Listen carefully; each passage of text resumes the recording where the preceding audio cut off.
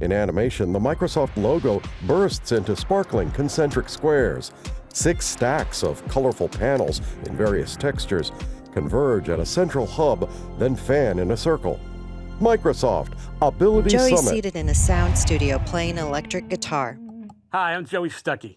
I'm a blind brain tumor survivor that lived my successful life of intention by being a full-time producer, recording engineer, musician, and educator. I am so thrilled and honored to welcome you to the Microsoft Ability Summit.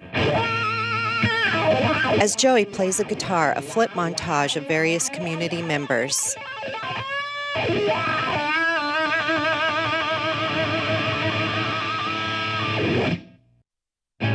Accessibility to me is creativity because every obstacle requires a unique solution. For me, accessibility means celebrating and embracing the diversity of human needs and preferences to create technology that's better for everyone. Accessibility to me means more quality connections and less exclusion. To me, accessibility means building and designing with purpose to benefit everyone. Accessibility to me means that we are all building tools and products that don't leave anyone behind. And for me, accessibility means forging new connections to accelerate change. Welcome to the Ability Summit. Welcome to the Ability Summit. Welcome to the Ability Summit. Can't wait to connect and learn with you. In the studio, Jenny Leigh Fleury, Chief Accessibility Officer. Jenny's wearing a shirt that says, "I love you" in sign language. To the 14th Annual Ability Summit. I am Jenny Leigh Fleury, and we are live from Microsoft Studios here in Redmond, Washington State, where it is sunny outside today. It's cold, but it's sunny. And this year, I am one of your co-hosts, joined by another co-host, an incredible leader, accessibility expert, lawyer, administrative judge, and, spare time, which you have a lot of, mum to 3 incredible boys. Welcome, Jessica Rafuse. Thank you. Thank you so much for welcoming me to this side of the camera. It is so great to be here. And we should introduce you, Jenny. You are our president and chief accessibility officer, champion of change, mentor to so many people out there, a friend, mom, dog mom, very importantly, and one of the most generous people I know. And it is such a pleasure to be on your team and here with you today. So today, we're here to talk about Ability Summit, something I'm really passionate about and I do in my day job where I lead strategic partnerships and policy for accessibility. We do a lot of that here at Ability Summit. We're going to focus on accelerating accessibility, accelerating technology with our colleagues, our allies, and our partners out there. This is really all about co-creating accessibility together. Yep, and we are, apart from being also dog mums, we're also big tech fans and passionate about the future of technology. A huge part of that right now is AI. I know, we've all been buzzing about it, but today we are going to attempt to demystify things and learn about the potential of AI and how it can break down barriers towards a more inclusive future while staying very grounded in the risks and issues. We're also going to deep dive into some other topics, from mental health to best practices in workplace and physical accessibility, intersectionality, and one that's very dear to both Jess and I, disability identity, and crucially, how to build accessibility, which is, of course, a fundamental right. All right, folks, we've got a lot in store today, so soak it all in. You are going to attend breakout sessions, and they're going to be themed Imagine, Build, and Include. Imagine what the future holds, build it inclusively, and include people with disabilities in all that we do. There are 3 rounds of breakout sessions, so 9 total, plenty to choose from. But before we get going, let's go through some of those accessibility considerations of our event platform, the digital venue. We are always evaluating our event accessibility, so keep your feedback coming in. We want to hear how it's going. If you love captions, you can find real-time English captions with AI translation into 30 languages. Select the caption menu button on the player, and then you will find available languages. To access American Sign Language, select Sign Language button to view our ASL channel. ASL is available for both live and on-demand video content after the show. Next up, descriptive audio. You can find the audio description channel, including visual descriptions, by selecting the Audio Tracks button. For screen reader users, tab through to navigate the toolbar. If you need any help with anything at all, anything with those features, please do not hesitate to email us at eventaccess@microsoft.com. Throughout the day, we want to know what you're thinking about. We want to know how you're feeling about the event. So hashtag Ability Summit to share your thoughts on social media. Now, let's really get the show started. Jenny, I understand that you had a chance to sit down with Microsoft Chairman and CEO Satya Nadella. Yes, I did. And this conversation was amazing. I really don't want to spoil anything. So let's roll the tape, shall we? Check it out. In animation, a dozen concentric bands in various colors and textures swirl behind the words Ability Summit. Welcome. Thank you, Satya, for joining On the front of Journey's shirt is Microsoft thank you for your Accessibility. Long and enduring support of Ability Summit. I think, well, we first met in 2012 when you were an exec sponsor of the Disability ERG. So welcome and thank you for being here. No, absolutely. It's my deep pleasure, Jenny, and you're absolutely right. I remember, whatever, 12 years ago now when we first did this together, and it's fantastic to be back here, and congratulations to you and the entire team for putting on this summit again. I know, number 14, can you believe it? Well, we've got a lot to get into, so let's go there. A lot of significant changes, innovations this year, and in the really getting to the nut of it, AI and Copilot. But I have to say, in the 20 years I've been here, in the far more than that you've been here, there have been changes that have happened. And throughout that, the red thread is that accessibility has remained a commitment. Before we get into some of the details of AI and what that means for accessibility, I'd love to just linger a minute for why it's important. Wallow in the why accessibility has remained that red thread for Microsoft. And what does it mean to you personally? Yeah, it's a great place to start, actually, Jenny, as we sort of think about why, have this accessibility summit. Why do people all come together across the company, across the industry? And what's the source of energy for all this? I always go back to, I think there are perhaps three things. One is for us, it's sort of centered on our mission. When we say we want to empower every person and every organization on the planet to achieve more, that means we have to include everybody. That means accessibility is in some sense embedded at the core of our mission. The second thing that you and I have talked about is, when I look at even the innovation that's sort of going to be showcased at the Ability Summit, it applies to everything. So it's a real source of innovation, right? The empathy that innovators have for universal design leading to better access is, I think, one of the core drivers of tech innovation, and it's fantastic to see that. So that's the second reason why one should wallow, as you said. And then the third, I would say, is it's also a fundamental right. It's recognized, by the way, by law even in many parts of the world. And so it's not even an option if you want to be even in business. So therefore, to me, these will be the three things that make accessibility a pretty central thing for how we approach anything that we do as a company, whether it's the employee experience inside or it's the products and services we build and how we show up in the world.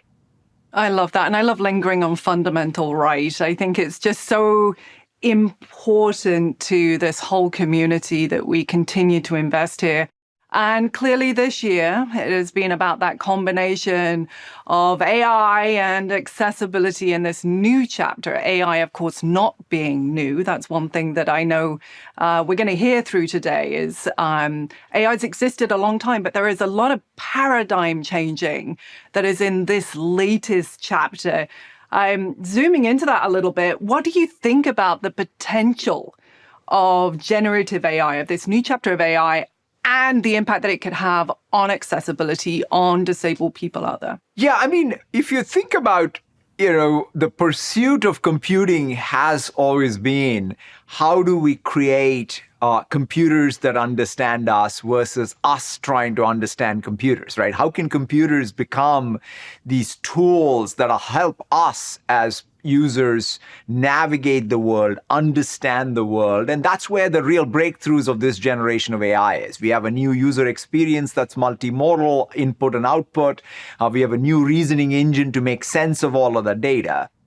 And I think of this as a fundamental inflection point in what's been the source of innovation around accessibility, which is universal design, right? So when you think about how does the state of the art of universal design has gotten a massive uplift, right? Somebody used this metaphor with me, which was fantastic, which is what this generation of AI does is it reduces the floor and increases the ceiling of what any one of us can do with computers.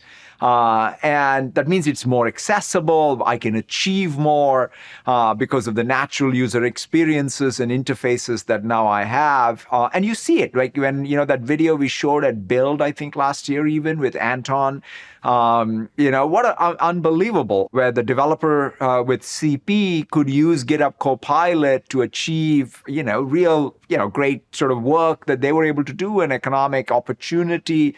Even, I came across, I think one of our own colleagues, Dame, who is using Copilot, it's just to be able to, do the responses to emails. They increase their productivity and also just satisfaction in their ability to get things done without sort of some of the, the drudgery involved in all of it. And so therefore, I think AI is a tool ultimately to empower us in what we want to achieve, what we want to do, and really elevate the ability of all of us to design things with universal design, which I think is at the core of everything that we're trying to get done.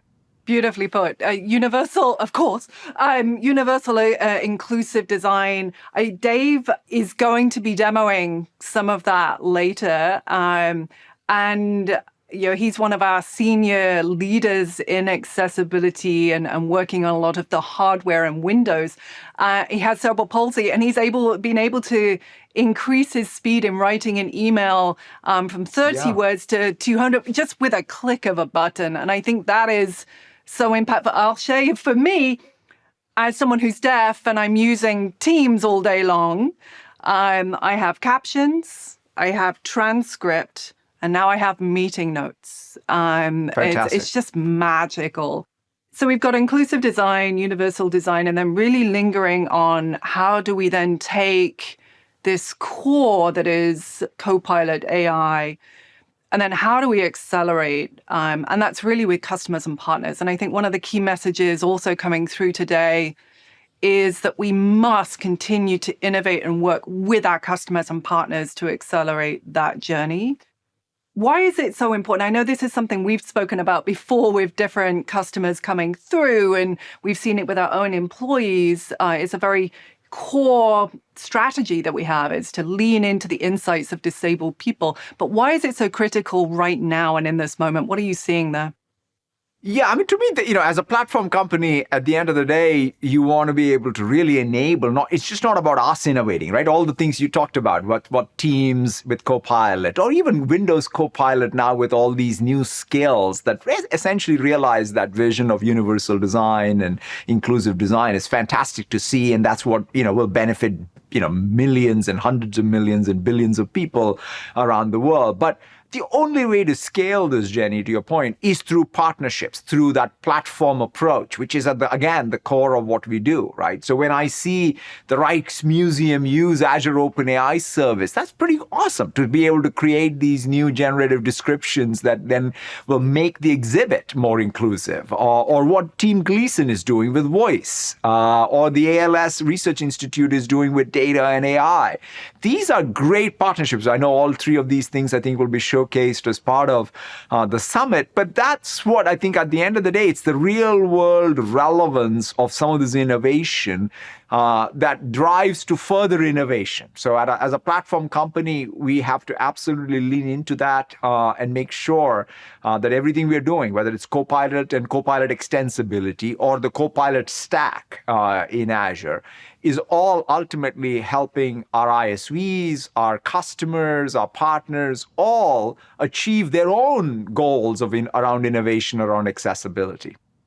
And you've just dropped 3 great examples that clearly we're going to be lingering on and talking more about as we go through Ability Summit. Thank you, Satya, again, not just for being here today, but for making sure that accessibility is in the room and is prioritized as we go forward. I'm genuinely excited to see what's going to come out, not just of Ability Summit, but this chapter of AI and accessibility. Thank you for being here today. Thank you so much, Jenny. It's really my privilege. Thank you. A great conversation, right? Well, there's a lot here to dig into, and let's do that as we think about our enduring commitment and goal at Microsoft, which is to build that culture of accessibility and embed it into everything we do, grounded always by the insights of people with disabilities. This isn't just a Microsoft goal. It's a societal need, a fundamental right, and the work that we do is important to the over 1.3 billion people with disabilities around the world. Per the World Health Organization, 3.5 billion people will need assistive technology by 2050. But we also need to remember that when we create technology for and with disabled people, we create technology that empowers us all. Presenters today will be sharing how they build, imagine, and include, pushing forward what's possible with accessible technology, buildings, and yes, events. So thank you for spending your time with us today. Whether it's your first time or your 14th, we are so grateful for you really spending your precious energy and your biggest collateral, which is time, with us to learn. So let's pivot and let's talk about the overall recipe and some of the key ingredients, starting with this one, the Ability Summit. This is the 14th. It started back in 2010 with just 20 employees, and probably one of my fondest memories, each sharing their experience with disability for really the first time. We talked about disclosure in that room, shared experience, and it generated a flow of ideas of how to build more inclusively, accessibly, well, into everything. It was a transparent conversation, and I was buzzing up and down the corridor, but we were really grounded in the learning. Spin forward now, 2024, and we're really proud to welcome a few more folks to the party. 16,000, in fact, I think we're about 17,000, we just looked, over 137 countries, representing 3,000 companies. It's incredibly humbling to see how this conversation has continued to grow. But in many ways, the goal has stayed the same, to share experiences that gather and really accelerate that flow of ideas that tackle the inaccessibility that exists in the physical and digital and human world and provide that catalyst. Then it's all about turning that energy into action. One of the first learnings actually here at Microsoft was the need to make accessibility everyone's job. And we made accessibility training mandatory for every employee. We then went on to build the hub and spoke model, which is how we organize accessibility here. A core team of multidisciplinary experts who I know are on the call that partner deeply with each business, who each have folks working on accessibility and disability inclusion, from Xbox to Azure. This enables us to scale over the entire inventory of our products, websites, internal tools, and buildings. Also, really focused on representation. Disability is diverse, and so we need to think about deafness, blindness, mobility, speech, neurodiversity, mental health, and a lot more. That lived experience shapes technology. Collectively learning. And in fact, we're sharing some of that learning today. One of the first things I'll announce is that we're launching 4 playbooks with best practices from 4 different teams that have been focused on accessibility. Firstly, building our new campus here in Redmond, which was announced in 2017. And as part of that announcement, they really methodically wanted to raise the bar in accessibility and inclusivity. And there are 3 more: designing for mental health, innovating with AI, and building inclusive events. All that we've learned in making this thing happen with this amazing gang of people just the other side of the camera, it's all down on paper. But let's talk about the topic of the hour, the AI wave. AI has been around for a long time, 50s. It's the science of humans and machines working together. And the Turing test, named for Alan Turing, was a question of being able whether an output is being created by a human or an AI. Now, the previous AI chapter classified things based on existing data. Is this picture a dog or a cat? Generative AI, which came out in November of 2022, is the science of creating new content based on pre-trained data. Very basically, for those wondering what the GPT stands for, G means generative, creating new things, P, pre-trained on data, and T, transformer, takes what you put in and turns it into an output. It's very exciting, but we must be principled in our approach.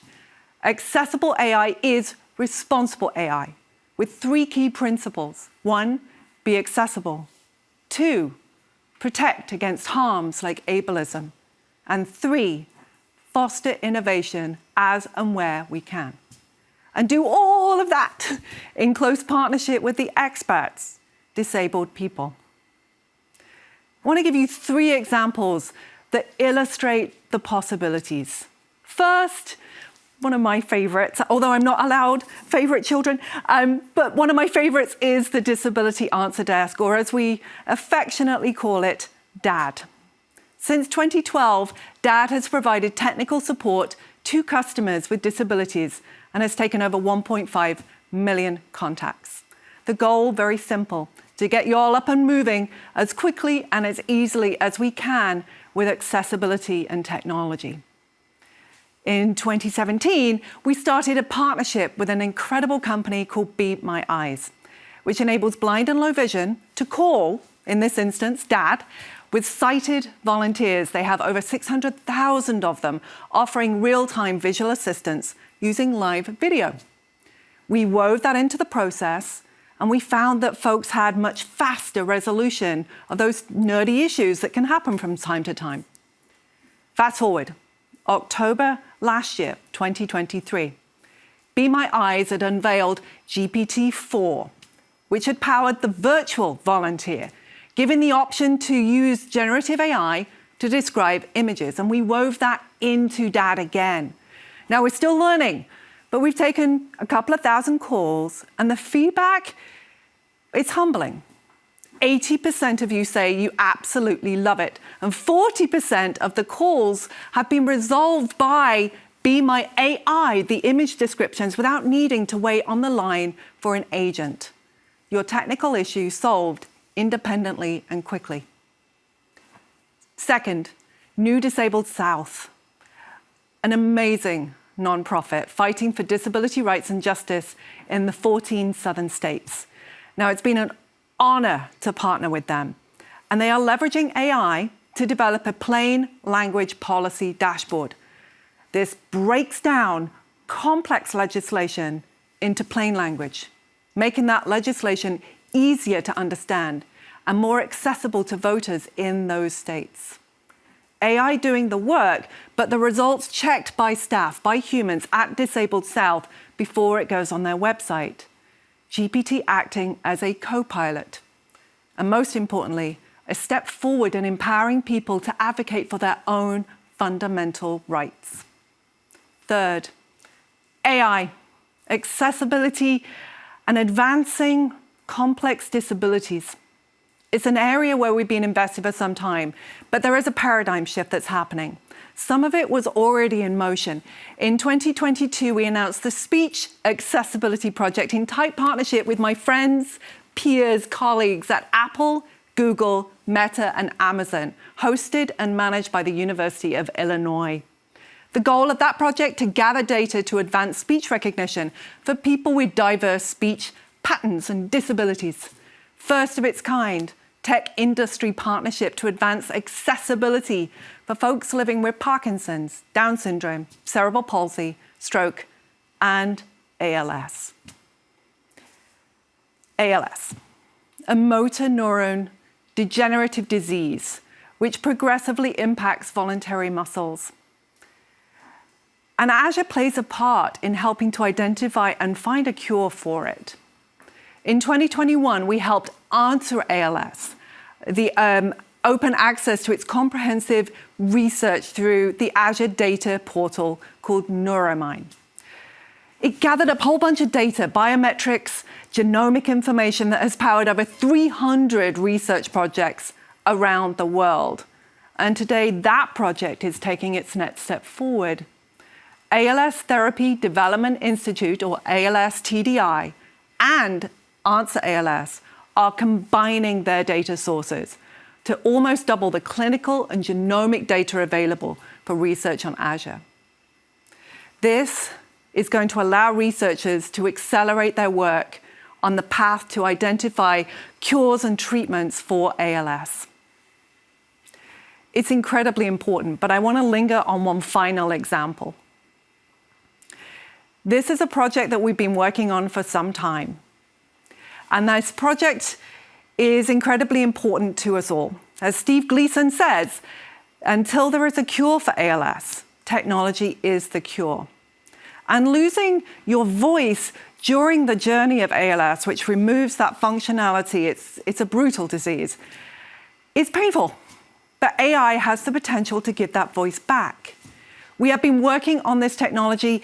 I'm going to share with you an early preview of the ongoing work to empower people to keep and use that voice in partnership with an amazing nonprofit, Team Gleason, which Satya alluded to earlier, which is a nonprofit and leader in this space.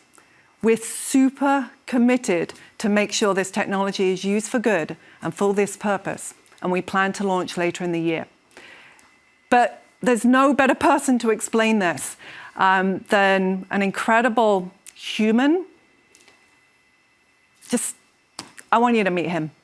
I'm going to roll a video of a recent trip to New Orleans. I want you to meet Brian Jensen and his incredible family. Let's roll it. A man in a power wheelchair. A woman picks up a dog and sets it on his lap. Everybody should know. He's just witty and funny and likes to tell a lot of jokes, a lot of dad jokes. I used to bite my nails, but thanks to ALS I don't anymore. My name is Brian Jensen. I was born and raised on the outskirts of New Orleans. I married my amazing wife in 2003. We have created a beautiful family of 7. Around 2019, Brian started having some issues with his ankle. I was able to get him an appointment with a doctor, and he was like, I hate to tell you, but this is ALS. We were definitely not ready. Like, my heart hurt for him being so caught off guard. For those Blair people who have Casey. experienced ALS, you don't wish it on your worst enemy. It's a neurodegenerative disease that essentially stops sending signals from your brain to the rest of your body to the point where you lose your ability to use your arms, or your legs, your voice. My voice was my superpower. I am a conversationalist, so my voice weakened over a year's time, and the whole year was filled with sorrow. Emily Kornman. Oh, I hate the sound of my own voice. But in reality, your voice is your personality. It creates an actual emotional auditory event in the brain of your loved one. My voice was the scariest thing to lose, more than eating and even breathing, because I knew there were fixes for those things. But my voice? How would I live in a world where my kids wouldn't be able to hear me say, I love you? Over the course of somebody's progression, one thing that they can do to be proactive is preserving their voice. One of the challenges with voice banking in and of itself, because it creates that computerized version of their voice, is that it doesn't have a lot of emotion and tone. So with what Microsoft is doing, their voice banking technology really gives someone back that intonation and a little bit more of their personality. There's just something intimate about hearing his voice, his little quirks. I'm just excited to really just hear him. Any technology that can get my voice as close to normal, well, that is a gift not just to me, but to my whole family. So, Brian, today we're gonna play like a newer version of your voice. And I'm hoping when you hear this, it's gonna remind you a little bit more of what he sounded like beforehand. So you just choose any phrase and then I'll play it on here as well. Hey, beautiful people, I am so happy to be with all of you. All right, I'm gonna type it out. Hey, beautiful people, I am so happy to be with all of you. Dang! Hey, Christy, I love you. Oh my goodness. I can't believe that, really. Like, that's really crazy. The biggest opportunities when it comes to emerging technologies is the gap that it can fill, not just here for people with ALS, but you think about anybody whose speech is affected. AI has the ability to increase communication, increase independence. It's the next wave for accessibility. Here at Team Gleason, we have a phrase, no white flags.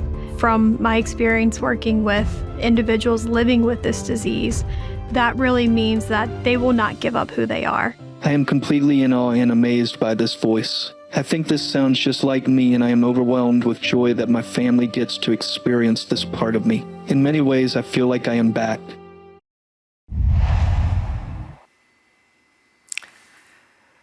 Incredible family, incredible story, and big love to Brian Christie and the amazing family down in New Orleans.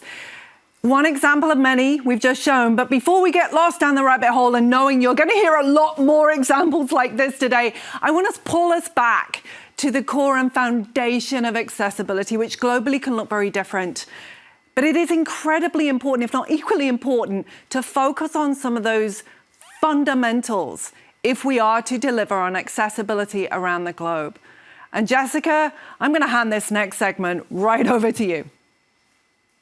Thanks, Jenny. Well, so far, we've heard about the potential that AI has to empower people with disabilities, how Microsoft is going to keep people with disabilities at the core of the AI revolution. And we recognize that the future of digital accessibility, well, it's happening in the cloud. Connectivity is critical. So let me introduce you to two experts who are bridging the disability divide through connectivity around the globe. Welcomes to Roland Kawacha and Vicki Robinson. Thank you, Jessica. Thank you both for being here. So Roland, let's get started with you. You are the Chief Program Officer for the Hunger Project, a fantastic nonprofit organization that works with communities to achieve self-reliance and empowerment, especially for women and girls. Can you share with us your insights about connectivity in the 13 countries that you serve? Thank you, Jessica. As we speak now, 2.6 billion people, roughly 1/3 of our world population, has no access to internet. Now, I know you may be wondering, why is this a concern to a hunger organization like us? We believe, and we have seen firsthand, that meaningful connectivity for all is critical to creating a world without hunger. And meaningful connectivity actually means finding purposeful ways to leverage and get access to information in a rapid way, and the information which is current, which improves education, livelihoods, farm productivity, and engaging with civil society and political processes. We have also seen that lack of infrastructure to link rural communities, and most of these rural communities do not really have access to reliable electricity. Gender norms and discrimination and marginalization of people with disabilities are some of the challenges driving this connectivity gap. Now, and even when connection is available in communities, we have had to do a lot of sensitization work to help people that are used to being left behind to understand that the connection is for them, that we can find ways to support them so that they too can benefit, and to overcome these challenges. As part of our partnership with Microsoft Accessibility, we have conducted 117 campaigns in villages to help show people with disabilities what technologies are available to them so they can get online. Let me stop there for now, Jessica. That is fantastic. I want to underscore the comments you made about meaningful connectivity in 117 villages. This means meeting the community where they are to provide those technology solutions. Super important. Now, Vicki, let's talk about those solutions. You lead the Airband team at Microsoft, a team that is dedicated to expanding internet access in underserved communities. So tell us about Airband's approach. How are you partnering with nonprofits like the Hunger Project in order to increase connectivity?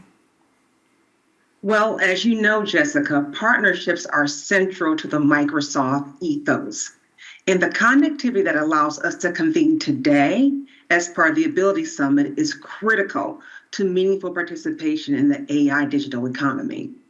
The Microsoft Airband initiative partners with internet and energy access providers, but also nonprofits like the Hunger Project, government entities, civil societies, and others to bring connectivity to rural, unserved, and underserved areas, with particular focus on reaching historically marginalized communities, including people who are food or income insecure, women and girls.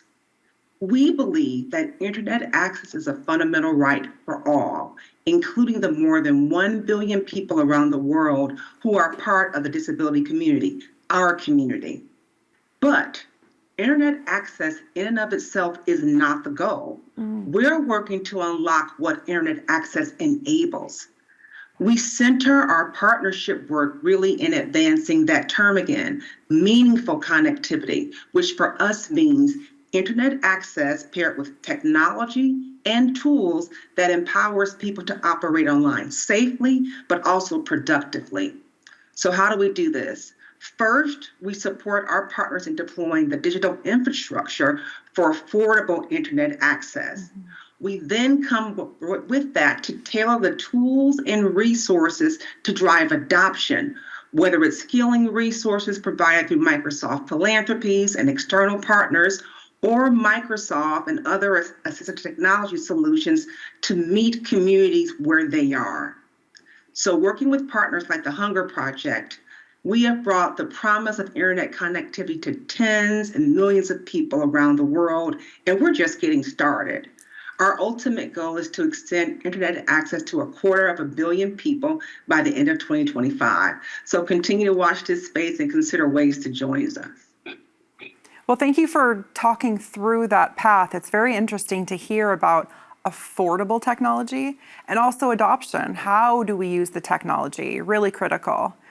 Now, my other favorite topic, accessibility.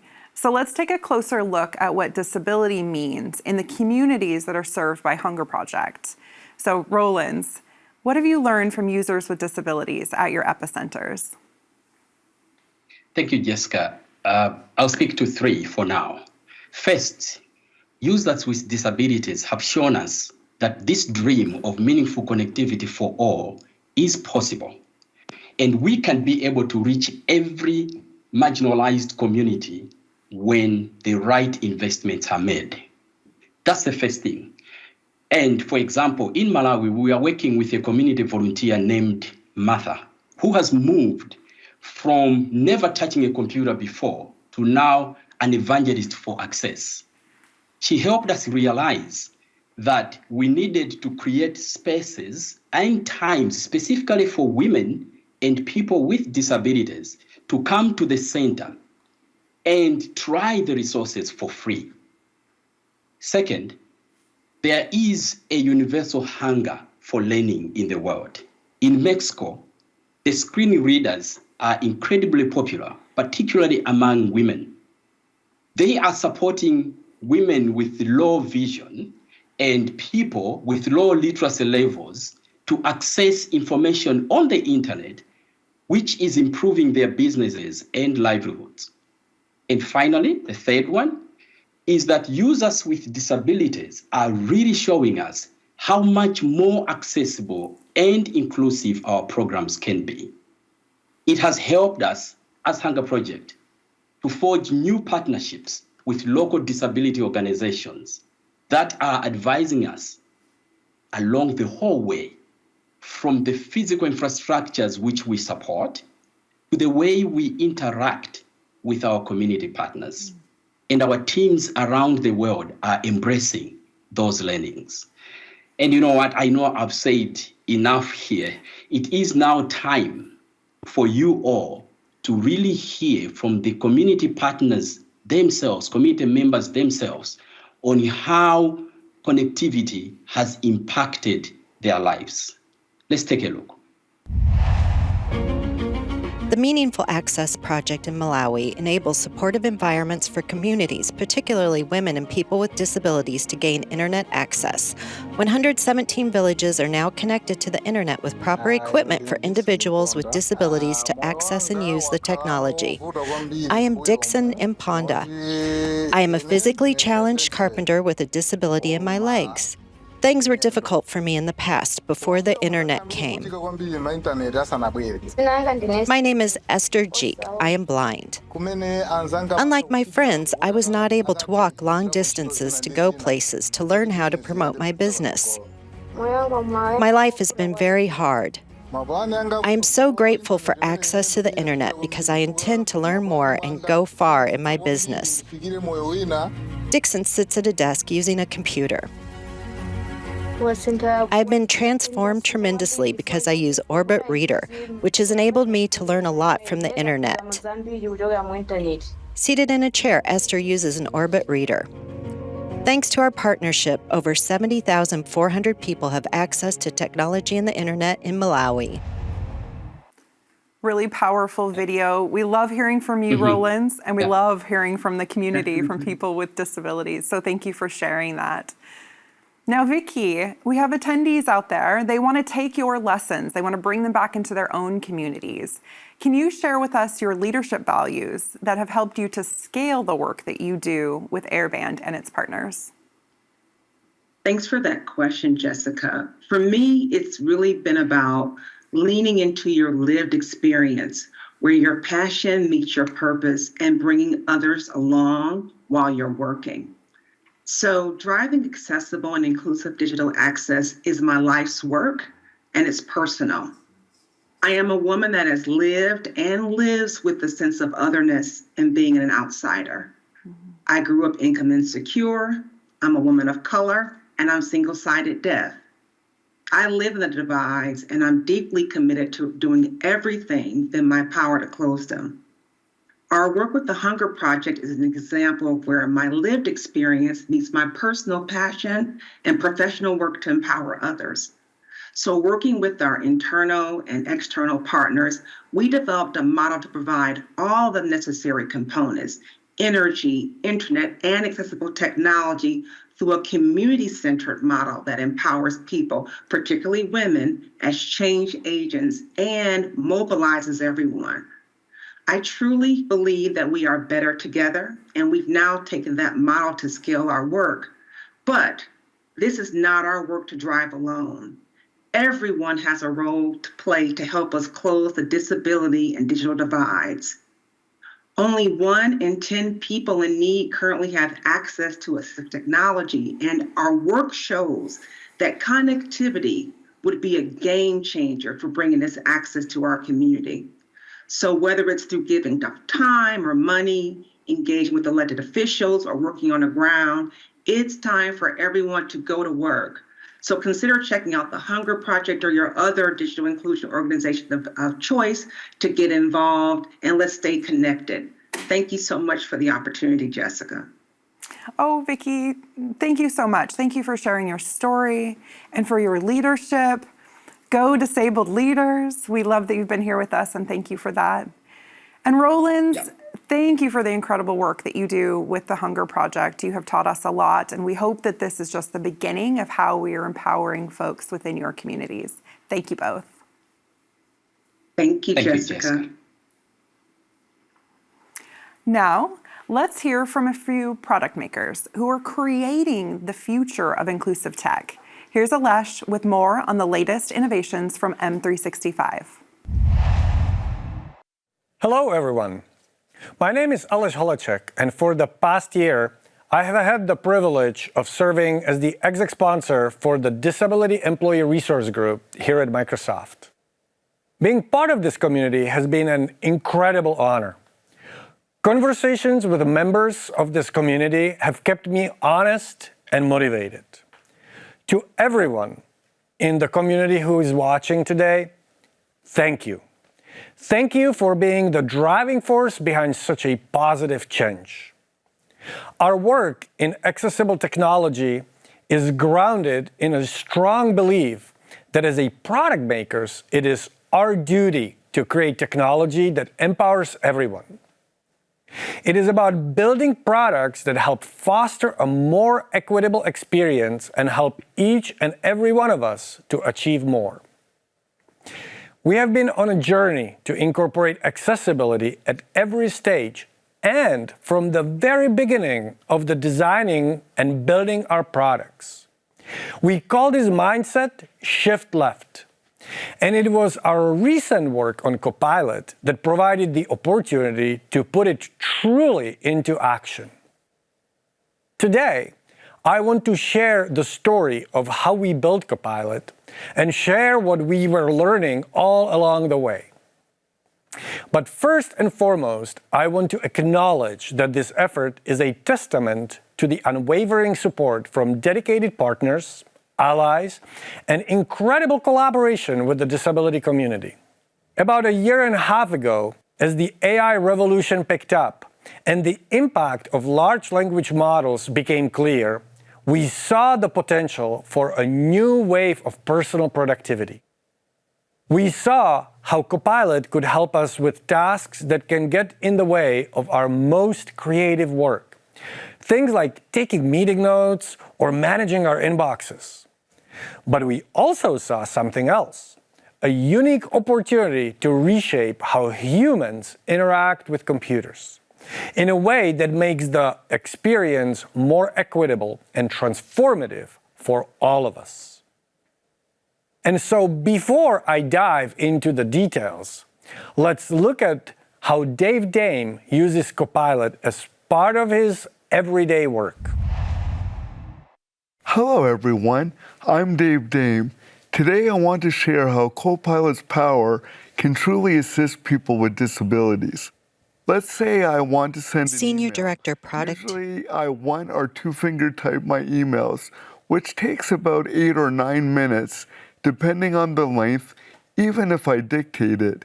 Instead, with Copilot, I type in a command to draft an email to my colleague Alesh to discuss the benefits of agile delivery.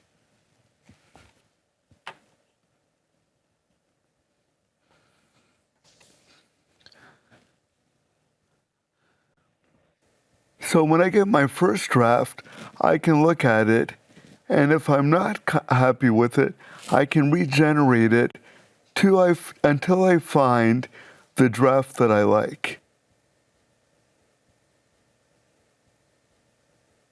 Perfect. That just took me about 30 seconds. I was able to look at multiple drafts to get the message just right. It's a lot more efficient, a lot more relaxed, and I can get a lot more done. Now I'm going to show you how I will prepare a presentation for my meeting with Alesh. Usually doing a simple PowerPoint presentation, it would take me 40 to 45 minutes. Now, what I enjoy about M365 Copilot PowerPoint, it actually has a microphone so I can dictate as well as type a command. So here, I'm just going to simply ask Copilot to create a presentation on the benefits of agile delivery. Create a presentation on the benefits of agile delivery.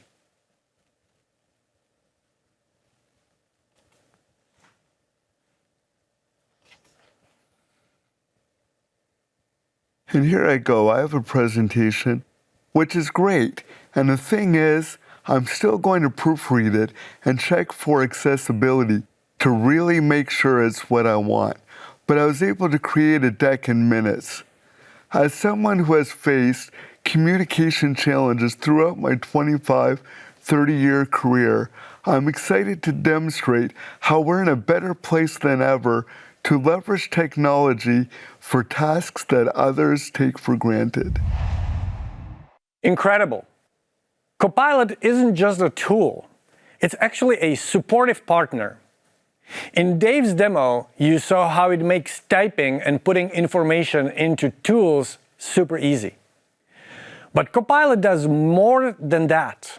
Our study of the neurodivergent community, which by the way makes up 10 to 20% of the world's population, found that Copilot can help with communication by assisting with things like tone. People in the community also said that using Copilot makes it easier to start an email or document. It gets rid of that feeling of starting at a blank page, so it's not as hard to get going. And this, in my opinion, is super significant.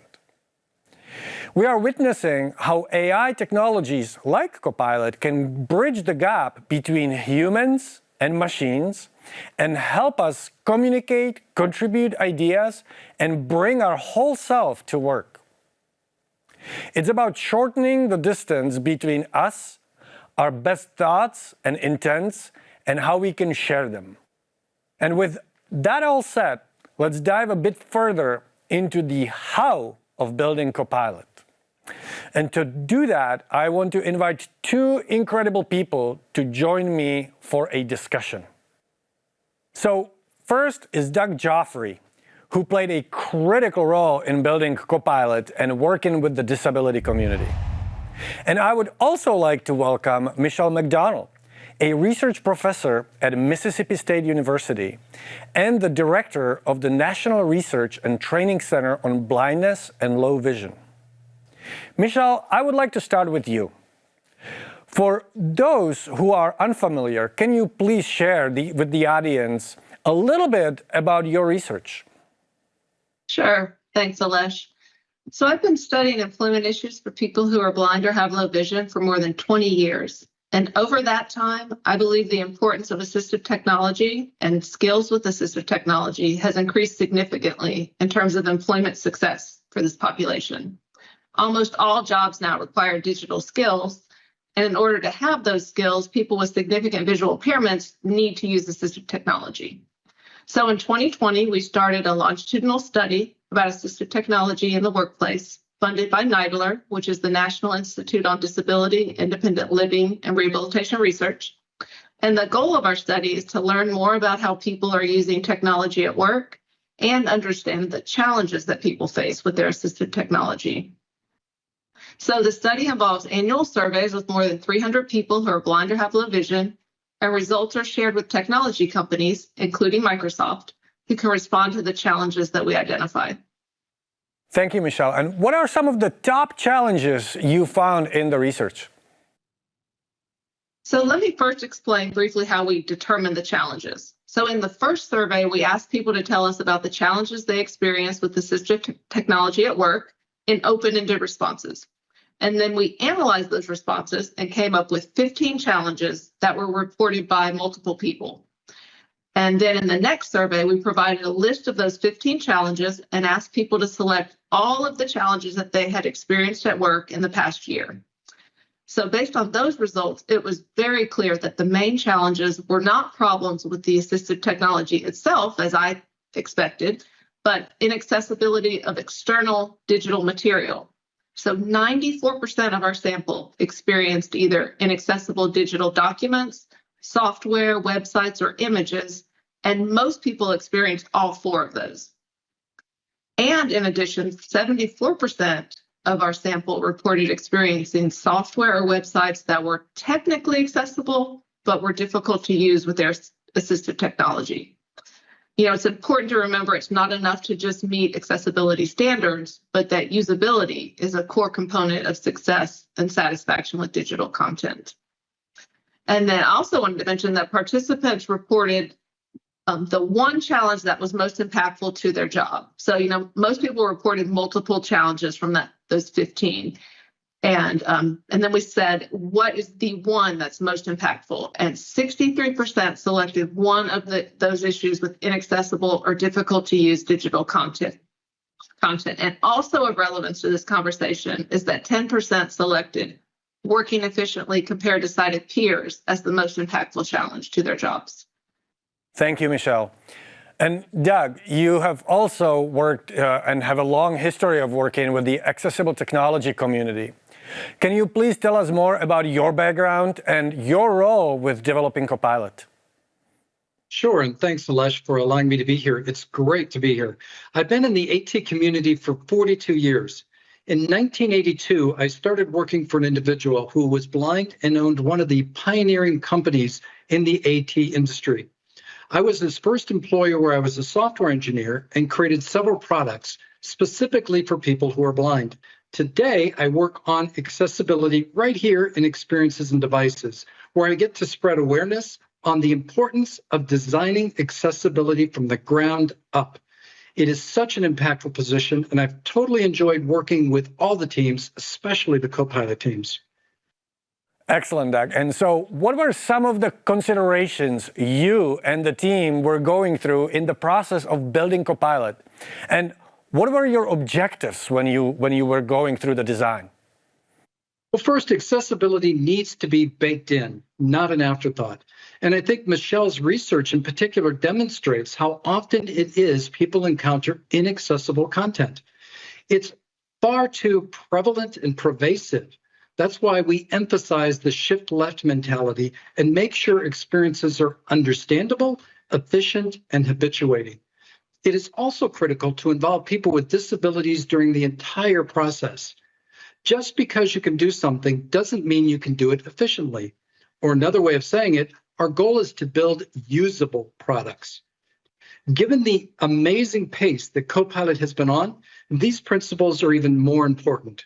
That doesn't mean we always get it right, but by listening to all of our users, especially those with disabilities, we have a better chance of success.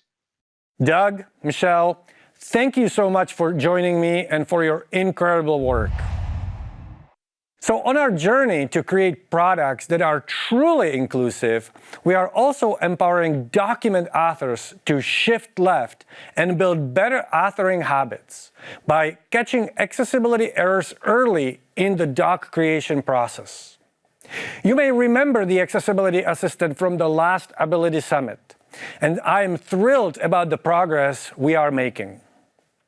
We have here with us Shireen. She is a program manager for the Accessibility Assistant. And so I would like to invite Shireen to tell us the latest from her team. Shireen Saima. Thank you. Our team's been hard at work refining the Accessibility Assistant. This tool is a game changer that helps authors craft documents that cater to a wide audience by flagging any accessibility issues. I'm pleased to announce that the in-canvas notification for color, introduced in the last Ability Summit, is now available for all M365 subscribers. Since the introduction of this feature and the inclusive color picker, we have seen a solid 3% reduction in the color violations.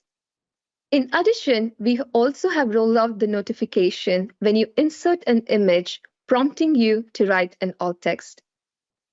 The Accessibility Assistant checks for major issues in top 5 categories. We understand that a large document could have multiple issues, and checking one after the other could be time-consuming. To make it easier, we have introduced a card on the top called Quick Fix that can group similar issues together, and you can review them in one go. This document has 4 blue color violations and 3 alt text violations grouped together. Once selected, you can review the descriptions and approve them in one go. Similarly, for color violations, you can choose a color of your choice and fix them with one click. Wasn't that so much easier and intuitive? The Assistant pane in Word Desktop is available in Insider Slow and is expected to GA in April or May. In addition to Word, we have also brought the Assistant pane to Outlook that checks for common issues found in emails. How many times have you got an email with small text that doesn't resize and reflow? This is typically caused by fix with tables. The Assistant provides a one-click solution to this problem by allowing the text to reflow according to screen size. Finally, I'm excited to announce that the Accessibility Assistant is now coming to PowerPoint. When we studied how users interact with PowerPoint, ordering issues by categories made less sense when the focus was on one slide at a time. Based on this observation, we made one significant improvement, that is to see the issues on a per slide basis. It also helps in collaboration when people own a portion of the slide text. By turning on this toggle, you can now review issues one slide at a time, making it easy and efficient. We expect to release the PowerPoint Accessibility Assistant to insiders this summer. I'm excited to see how the Accessibility Assistant makes the world more equitable for people with disabilities. Thank you. Thank you, Shireen, and really exciting work. For all the real progress we have made, we know it's not enough. We are going to have to forge a new social contract to guarantee that we put humans at the center of developing our products. Shifting left isn't just an idea, it's a commitment to simplicity for everyone, every day. We believe that this is the only way to fulfill our mission of helping others achieve more. Thank you. Thank you all for being part of this crucial journey with us. Thank you, Alesh, for showing us the power of Copilot. Please tell us what you think. And if you can, give Copilot a try. #AbilitySummit. Now, let's turn back the clock all the way to last summer. It seemed like the whole world had turned pink. I'm talking about the Barbie movie, and I'm a little bit, because I know who's sitting next to me. A huge thank you to our next guest. And those in the deaf community were able to enjoy Barbie because of her. I'm really excited to welcome creator and deaf performer, Layla. Layla, welcome to Ability Summit. I am so thrilled to be here. You have flown here all the way from Texas to be here, and we've got so much to talk about. I have so many questions, and I know we're going to run out of time, so I'm just going to get right into it. Let's start with Barbie. Can you tell us the journey of how this came about? You were the ASL performer. You got to, well, you walked the red carpet, the pink carpet. Yes, the pink carpet. You interviewed Margot Robbie. What were your goals with this ASL performance? And give us a little bit of the history behind it. Yeah, it was really an amazing experience. And I have to say, it really began with two individuals at Warner Brothers. They knew the deaf community, and they really felt that the Barbie movie should be accessible to the deaf community. So it took them just asking the right person, and then that person said yes. And there was a ripple effect after that, and it always starts with the right idea and the right attitude, and the rest is history. My experience was honestly so positive because Warner Brothers really gave me the autonomy and the respect to do this. And I never really felt like this was an afterthought or that, we need to check off that box. It really felt like they truly wanted Barbie to be fully accessible and appreciated by the deaf community. I did work with an ASL coach for about 3 weeks to do some translation. And during that process, while I was interpreting the movie, in the back of my mind, I was really just imagining interpreting for my 2 deaf children. And I really wanted them to understand the complexities of the conversations, the nuances of the movie, and I wanted them to enjoy every moment. And when I spoke with Margot herself, she's the producer and she's Barbie herself. And she believed in this enough to show up in person to the community screening. And that was really beyond my wildest dreams, just being able to connect with her and talk with her about this experience and, seeing her say these things to us, that, this is important. It was really just such an amazing experience. I want to talk about that process of really how you take something like Barbie or songs. You do a lot of interpretation of songs on your Instagram, which I may have been stalking for some time. And you take these beautiful songs and you turn them into ASL. I know that ASL is not English. It's a very different language. Right.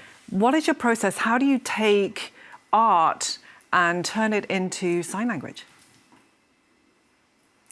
Really, I am profoundly deaf myself, so, my access to sound is through my hearing aids. And that alone is not enough for me to fully appreciate the depth of music. So I also, go through and read the lyrics. I watch the music videos. I watch live performances of those songs. And after I receive all of that visual information, then I always listen to the song on repeat 24/7.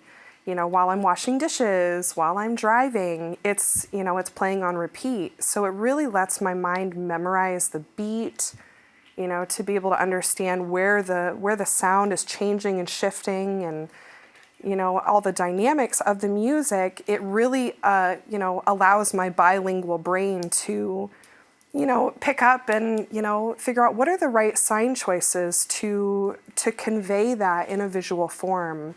Using my body language, using my face, using different signs. I kind of live in that song for weeks on end. And then I'm ready to do a performance.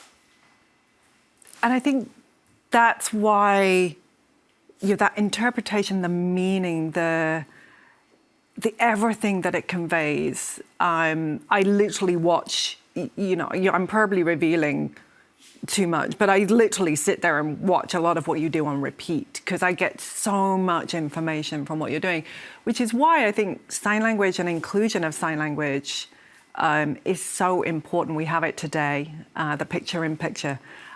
You're seeing it on the right-hand side of the screen right now. That's always been a core principle for Ability Summit.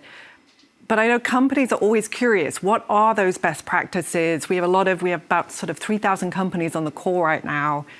What guidance would you give for those companies to think about how they include the deaf community into everyday meetings and events like this one? What would you like to see? Yeah, like with any process, you have to include people, they have to be involved. You need to be, making sure that you're including disabled people in the process. And it's important to understand that there's no one size that fits all. We should know that by now. But for example, with deaf people, ASL and English are two completely different languages. So, some deaf people prefer captions, some prefer to watch ASL performers on screen, some prefer both. There is a famous quote by Nelson Mandela that says, if you talk to a man in a language that he understands, it goes to his head.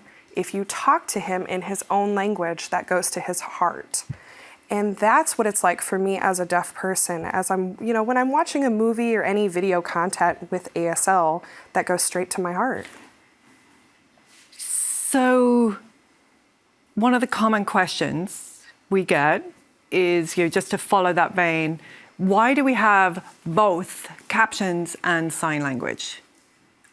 What is the importance of having both? Yeah, so, as the deaf community, we experience a high level of language deprivation. And that comes from reasons of, not having access to information or misinformation about sign language. And, there's really many reasons. And just relying on English alone, often English is our second language. And if we don't have access to our natural language, which is sign language, there's really a risk of language deprivation. And sign language is a real language. It's not just a benefit for the deaf community. It's not just for children. There's also CODAs, children of deaf adults, people who are visual learners. It's really beneficial to so many people. And so having both is important to be inclusive of deaf and hard of hearing community. And that's really the advice. But if you'll allow me, you grew up tell us a little bit, because you were excited to come to the Pacific Northwest. You grew up and you went to Gallaudet. So tell us a little bit about that. Yeah, I grew up in the Bay Area in California, and I went to the deaf school there.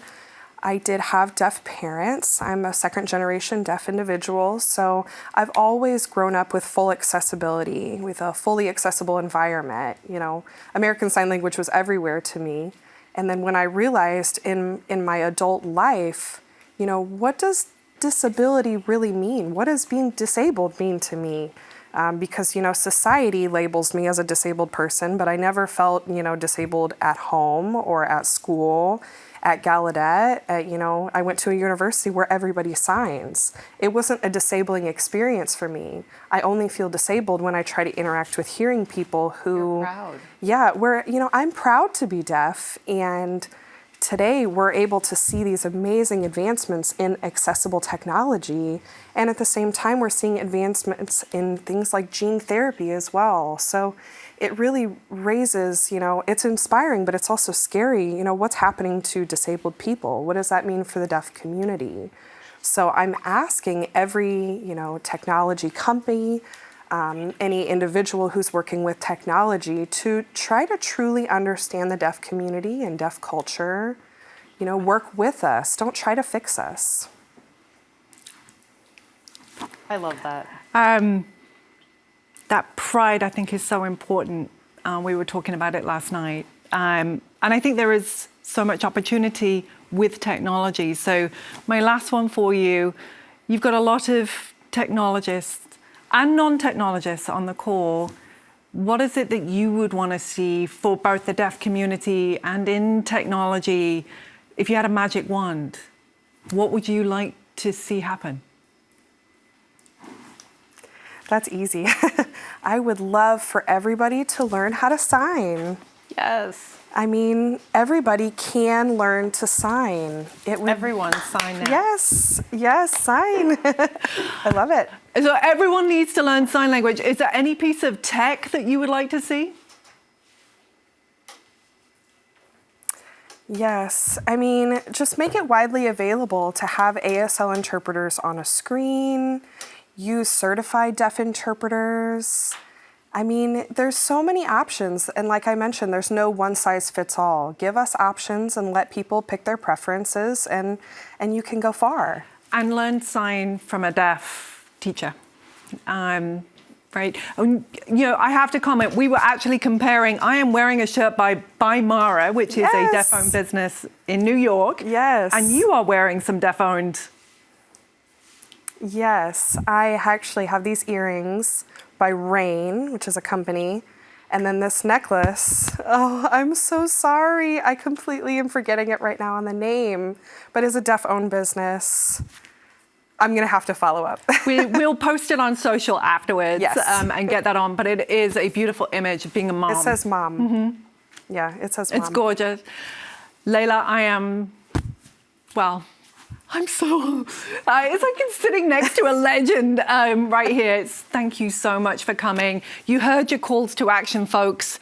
Go learn sign language and make sure to include the full accessibility in your events, in your meetings going forward, and always include deaf people as you go forward.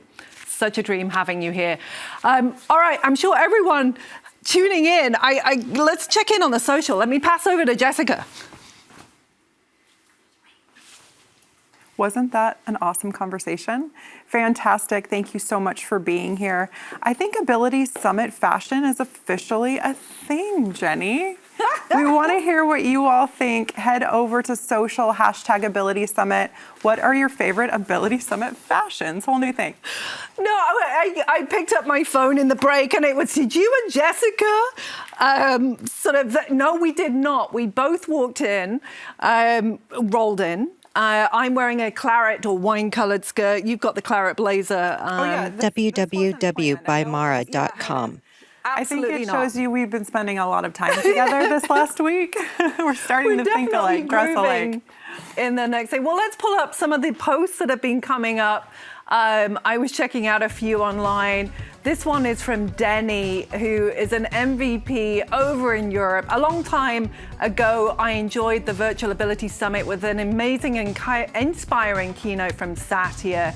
I'm excited to continue the day and conference with big impact on AI for accessibility. Denny, it's lovely to see you online. Thank you so much for that post. Denny is going to love the segment we have a little later today, so make sure you tune in for Amanda Silver.